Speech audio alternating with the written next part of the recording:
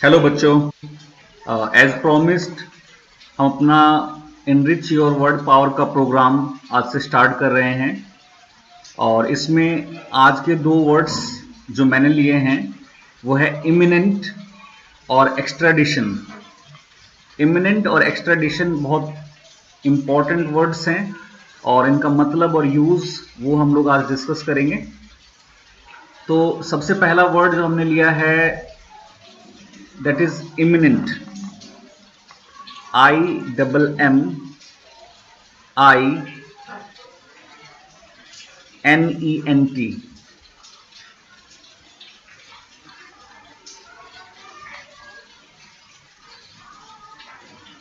Imminent का मतलब होता है ऐसी कोई घटना जो कि बहुत ही शीघ्र घटित होने वाली है।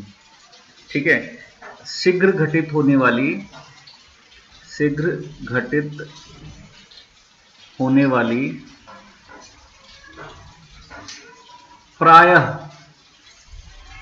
अप्रिय घटना। मतलब अप्रिय घटना के लिए ये ज्यादातर यूज होता है। ठीक है, तो अप्रिय घटना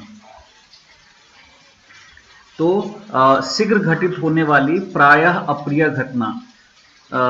जनरली जो होता है कि ये जनरली अप्रिय घटना के लिए यूज होता है, लेकिन मतलब इसके अलावा भी और कोई सी ऐसी घटना जो कि जिसका होना लगभग में तय है और वो जल्द ही होने वाली है, ठीक है, उसके लिए इमिनेंट वर्ड हम लोग इस्तेमाल करते हैं।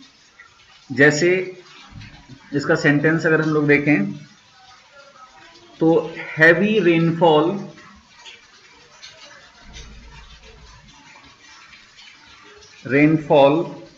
means that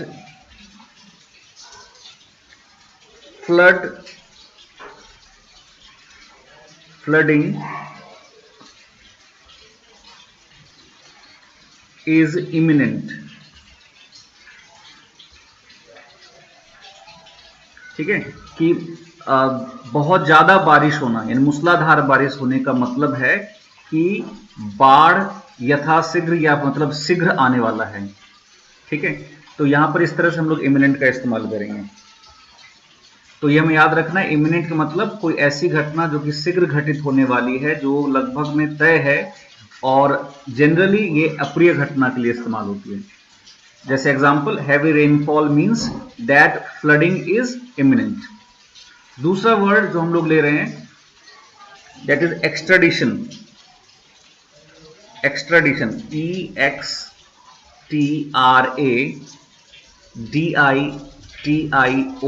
extradition. एक्स्ट्राडिशन का मतलब होता है कि अगर इसको हम इंग्लिश में ही एक्सप्लेन करें तो formal request by one government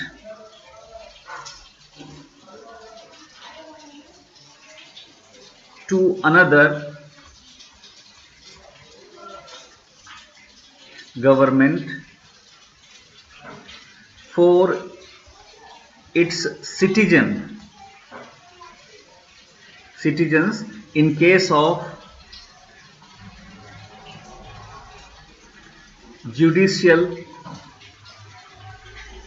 matters।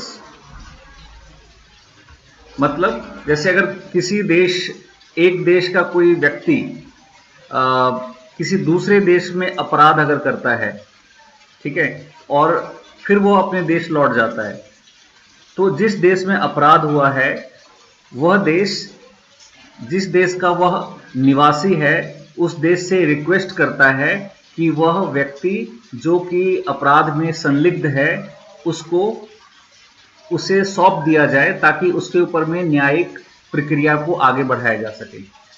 जैसे इसका अगर हिंदी में मतलब देखें तो हिंदी में मतलब इसका होता है प्रत्यार्पण। प्रत्यार्पण, ठीक है, प्रत्यार्पण।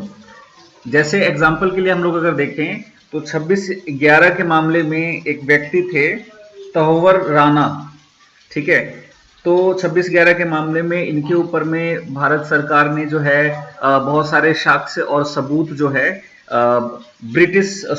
अमेरिकन गवर्नमेंट को दिए, क्योंकि ये अमेरिका में जाके रह रहे थे। तो और फिर उसके बाद वहां पर उन्होंने अमेरिकन गवर्नमेंट से रिक्वेस्ट किया कि वो उस व्यक्ति को गिरफ्तार करके भारत को हैंडओवर कर दे ताकि इस मामले में वो प्रोसीडिंग्स आगे बढ़ा सकें। ठीक है, तो इस पर जो है बाइडेन की सरकार ने वहां की कोर्ट में, लॉस एंजल्स में जब उसको पकड़ा गया तो उसके ऊपर में वहां की कोर्ट में जो है उन्होंने पेश किया सबूत कि भारत ने जो है ये सबूत पेश किए हैं जो कि सिग्निफिकेंट हैं, और इसको तहव्वुर राणा को हमें एक्स्ट्राडिशन यानी हमें उसको जो है प्रत्यर्पण भारत को कर देना चाहिए। जैसे एग्जांपल के लिए अगर हम लोग देखें तो बाइडेन एडमिनिस्ट्रेशन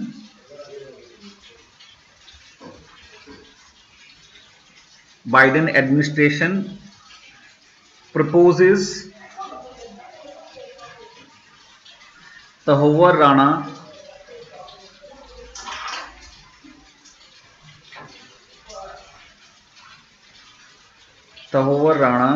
extradition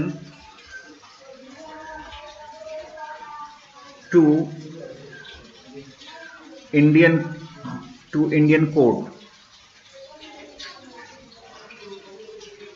ठीक है, तो एक्स्ट्राडिशन का मतलब होता है प्रत्यर्पण, यानी जैसे यहाँ पे हमने देखा कि Biden administration proposes Tahawwur Rana extradition, है ना, एक्स्ट्राडिशन तहव्वुर राणा का एक्स्ट्राडिशन यानी प्रत्यर्पण कि कहां पर, भारतीय कोर्ट में, क्योंकि ये भारत का अपराधी है लेकिन अगर ये यूएस का नागरिक है तो उसे वहां से लाने के लिए उसे जो है बाइडेन एडमिनिस्ट्रेशन या फिर वहां के अमेरिकी सरकार से जो है परमिशन लेना होगा। ठीक है, और इस पूरे प्रोसेस को क्या बोलते हैं, एक्स्ट्रेडिशन, कि अमेरिका उसे जो है वो भारत को सौंप दे ताकि भारत इस पर जो है अपनी न्यायिक प्रक्रियाओं को क्या कर सके, आगे बढ़ा सके।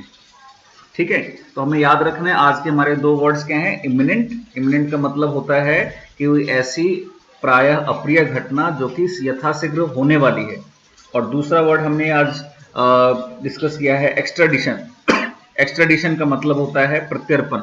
ठीक है, ठीक है, आज के लिए इतना ही, फिर हम लोग नए दो वर्ड्स के साथ कल मिलेंगे और उनका यूज और उनका एप्लीकेशन देखेंगे इसमें। ठीक है, थैंक यू।